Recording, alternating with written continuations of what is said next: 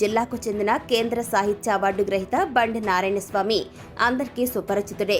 ఎన్నో విషయాలను క్షేత్రస్థాయిలో చూసి పరిశీలించి బాధాతప్త హృదయంతో బరువెక్కిన గుండెలతో చలించిపోయి రాయలసీమకు జరిగిన అన్యాయాల గురించి ప్రత్యక్షంగా పోరాడలేమని గ్రహించి, ప్రతిదీ ప్రత్యక్ష యుద్ధమే చేయలేమని గ్రహించి, పరోక్షంగా అయినా రాయలసీమలో వెనుకబడిన అనంతపురం జిల్లాలో చితికిన బ్రతుకులను తనదైన శైలిలో కలంతో వ్రాయడం మొదలుపెట్టి ఎన్నో పుస్తకాలను రచించారు. ఆయన రాసిన కథలు చాలా మంది వ్యక్తుల్ని శక్తులుగా మార్చేందుకు ప్రభావితం చేశాయి. అందులో కొన్ని మీ ముందుకు తెచ్చే ప్రయత్నం చేయడమే మా ఆర్ మీడియా ఛానల్ ప్రయత్నం.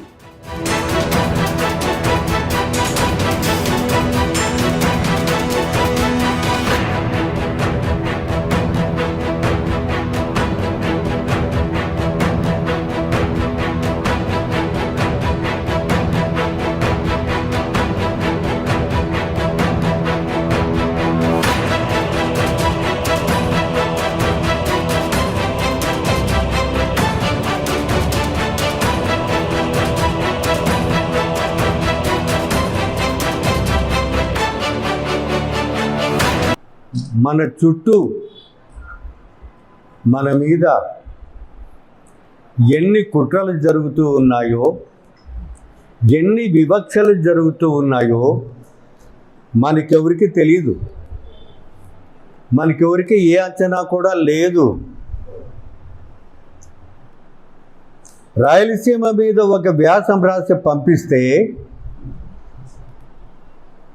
ఏ పత్రికలైతే గనక మాకు ప్రజాస్వామ్య ఫలానా ముఖ్యమంత్రి కింద మాకు ప్రజాస్వామ్యం లేదు, ఆ ముఖ్యమంత్రి కింద మాకు ప్రజాస్వామ్యం లేదు అని ప్రజాస్వామ్య హక్కుల కోసము ఏ పత్రికలైతే గర్జిస్తూ ఉన్నాయో ఆ పత్రికలు ఏవి కూడాను రాయలసీమకు ఉండవలసిన ప్రజాస్వామిక స్వేచ్ఛను గుర్తించడం లేదు, పైగా నిరాకరిస్తూ ఉన్నాయి.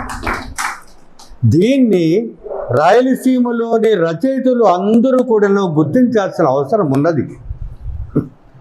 ఏదో ఒక సోదిగా పనిలో పనిగా ఆ అమరావతిలో కూర్చున్న ప్రసిద్ధమైన కవి ఆయన. ఆ ప్రసిద్ధమైన కవి అమరావతి గురించి ఒక 4 చిన్న చిన్న వచనపు ముక్కలు పేర్చి పంపితే దాన్ని ఈ ఆంధ్రజ్యోతి వాడు కళ్ళకు అద్దుకొని హత్యేసుకుంటాడు. ఇక్కడ పాండ్య సుబ్రహ్మణ్యం అయితేనేమి, కృష్ణారెడ్డి గారు అయితేనేమి, మన సుబ్రాయుడు గారు అయితేనేమి, తర్వాత మన కోయలకుంట్ల వేణుగోపాలరెడ్డి అయితేనేమి, భూమన్ అయితేనేమి, ఇటువంటి ప్రసిద్ధమైన విమర్శకులు 60 ఏళ్ళు 70 ఏళ్ళు దాటిన సీనియర్ రచయితలు ఇక్కడ నుంచి ఎంతో ఇన్వెస్టిగేషన్తో, ఎంతో అధ్యయనంతో ఇక్కడ నుంచి వ్యాసాలు రాసి పంపిస్తే వాళ్ళకి చులకన, చీమ కుట్టినట్టు కూడా ఉండదు. దీనికి కారణం ఏమంట?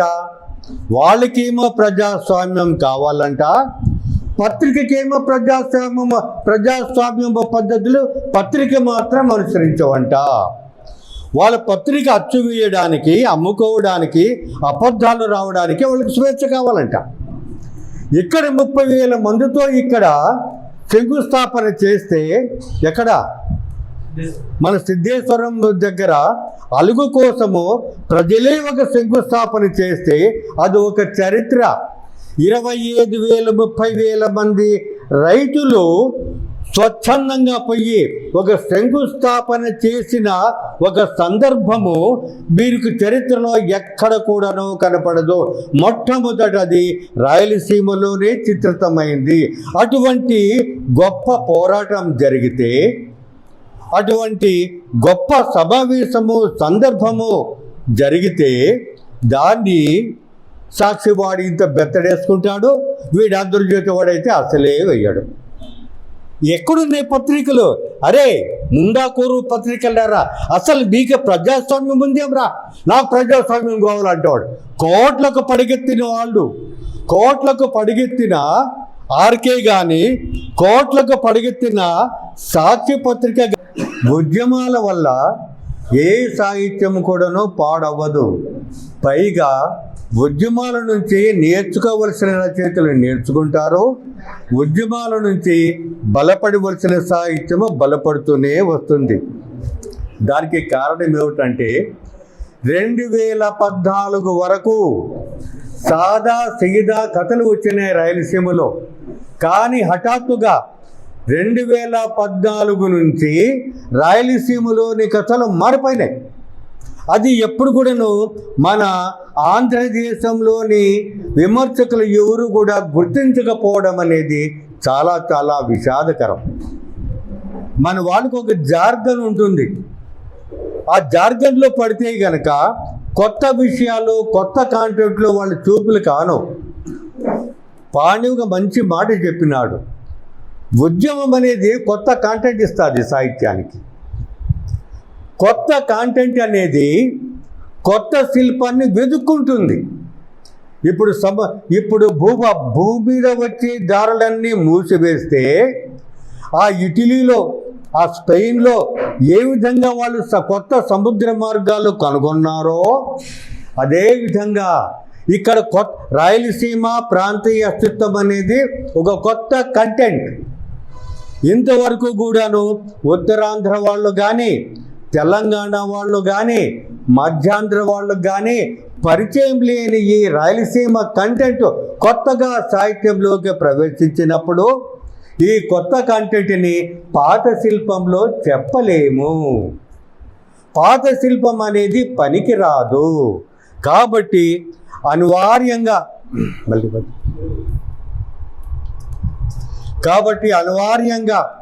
కొత్త కంటెంట్ ఏర్పడినప్పుడు కొత్త శిల్పం ఏర్పడుతుంది అనే దానికి మొట్టమొదటి ఉదాహరణ కర్నూలులో వచ్చిన కథలే. కర్నూలులో వచ్చిన కథలు అంటే మీరంతా చప్పగా మొగాలు పెట్టినారు కానీ ఒకసారి చప్పట్లు కొట్టండి అయ్యా. ఇట్లాంటి కథలు రాలేదు కర్నూలులో. మన విమర్శకులు ఎవరు గుర్తించలేదు. సర్కారు విమర్శకులు గుర్తించరు, ఉత్తరాంధ్ర విమర్శకులు గుర్తించరు. ఛార్జింగ్ అయిపోయింది.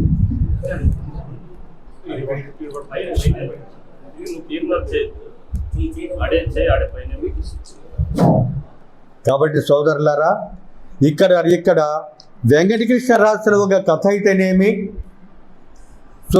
సుభాషిణి గారు రాసిన ధృతరాష్ట్ర కౌగిలేని కథ అయితేనేమి, ఉమామహేశ్వర్ రాసిన ఒక నది మాయమైపోయింది అనే ఒక కథ అయితేనేమి, చిత్రావతి కథలు రాసిన వెంకటకృష్ణ రాసిన కథ అయితేనేమి, ఈ కథలన్నీ కూడాను కొత్త కాంటెంట్ని పరిచయం చేసినాయి.